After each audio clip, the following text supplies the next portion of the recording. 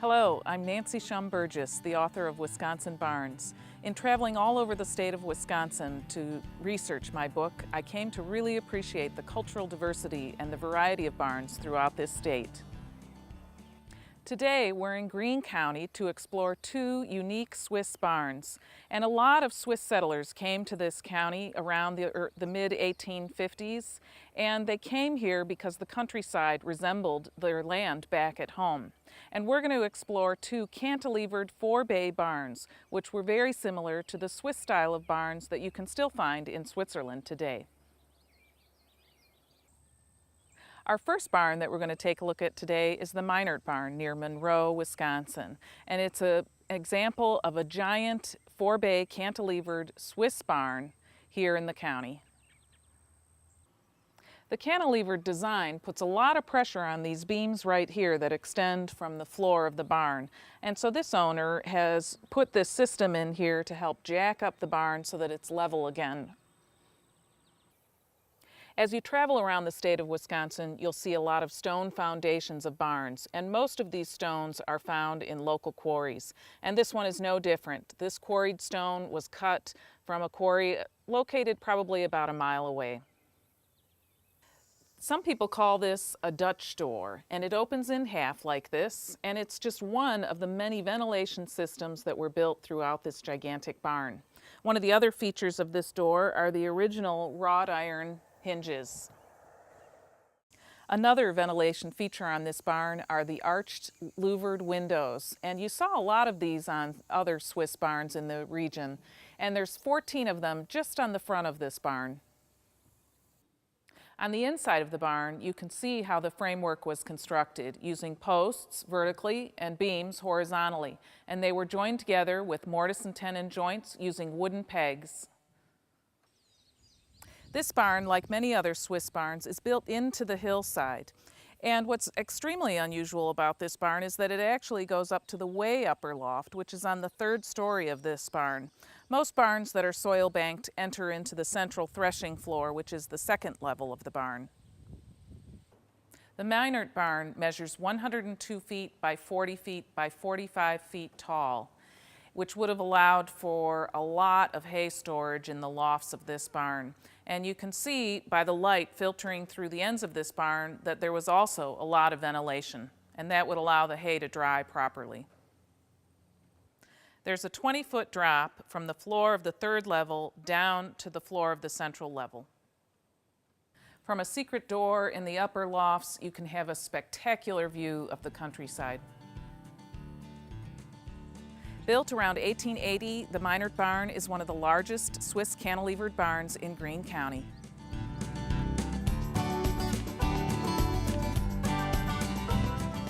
For our second barn today, we are here in Greene County, Wisconsin, at the beautiful Hefty Bloom barn near New Glarus.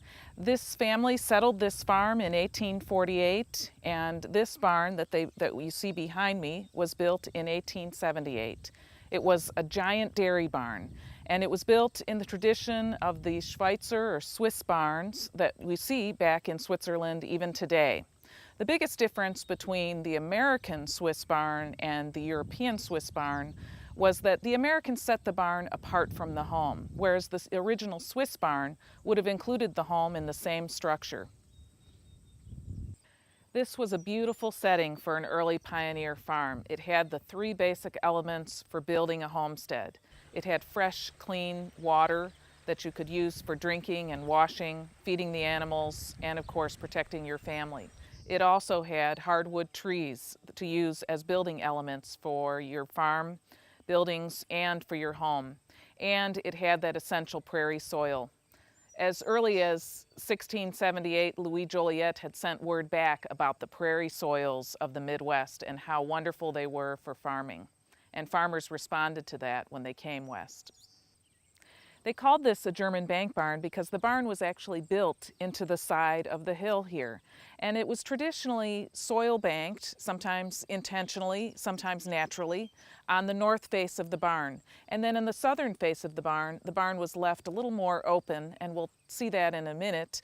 And that was where the animals would be stored, so they would be a little cooler. But the vehicles and equipment could drive right up to this soil bank on the second level of the barn and have easy access to the hay and the grain and all the things they would need to actually run the farm.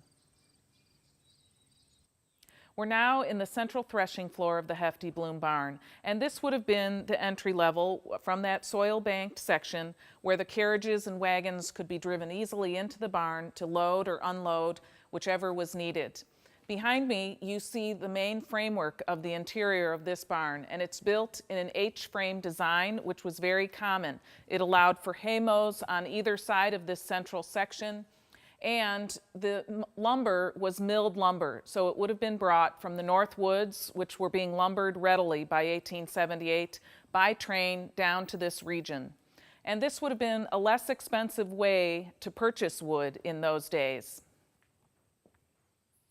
I'm standing right here next to the original siding of this barn, and you can see that originally it would have been a red color, and the red tint was made on the farm and colored with iron oxide, which could be found readily in the soils, and they would use it really more as a preservative than a paint. In later years, the family painted it white. But one of the things that also stands out about these planks is the size of them. They're about 10 inches wide and probably 20 or 30 feet in length.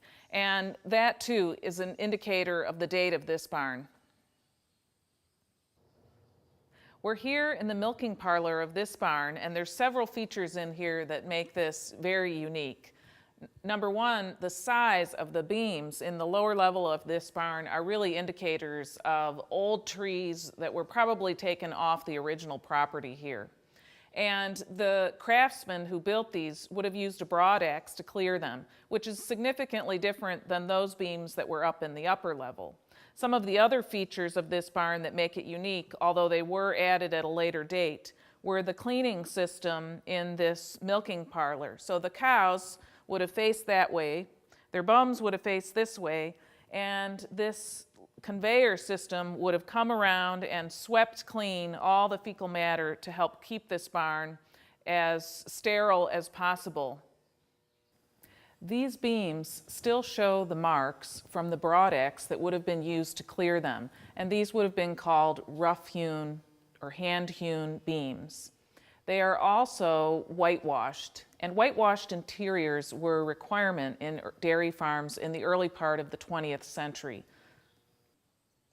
We're standing here in the lower level and the south face of this barn, and you can see the cantilevered extension to this barn. It's an extended forebay so that the upper level extended a little further out, and there was some shade here in this southern face of the barn because of this extension.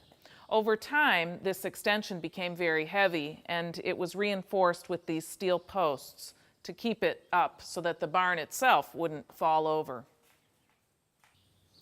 Here you can see the rough-hewn logs that were used to make up the main framework in the lower roof systems of this barn.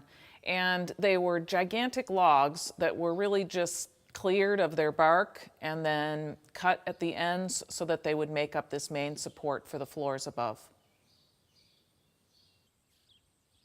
Originally, this barn had a cupola in the central portion of the barn to allow for ventilation in the upper lofts. But when the barn was expanded in 1919, they added these twin wind vents, and the wind vents would have allowed for a little more ventilation up in those upper lofts. The risk was that if you filled those lofts with hay and it didn't properly dry, you could have a spontaneous combustion situation, and that would have been a problem. This barn is another excellent example of the generations of families in Wisconsin who really treasured their heritage and preserved it for the next generation. For more information about Wisconsin's heritage barns, please visit the University of Wisconsin Extension's Barn Preservation Program website.